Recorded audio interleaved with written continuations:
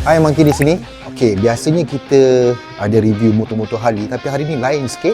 Kita nak review motor Triumph. Okey, motor apa? Motor Triumph Scrambler 1200X yang berada di depan saya ni. Okey, motor ni adalah motor orang kata kategori klasik lah. Tapi dia mid range.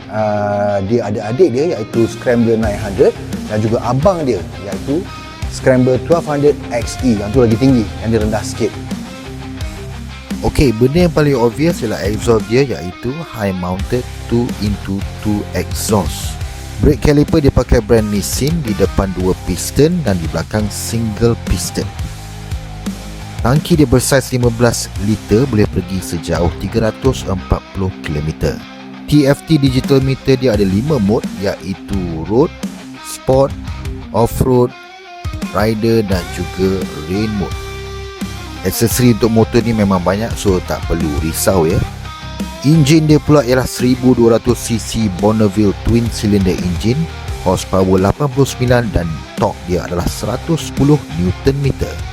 Ketinggian seat pula ialah 820mm. Berat motor ni ialah 228 kg, tapi tak adalah berat sangat kan, okey kan. Okay, bagi siapa yang berminat nak test ride motor Triumph Scrambler 1200X ni, sila datang ke Triumph Petaling Jaya di Pacific Tower. Tapi make sure anda ada di full lesen. Okay?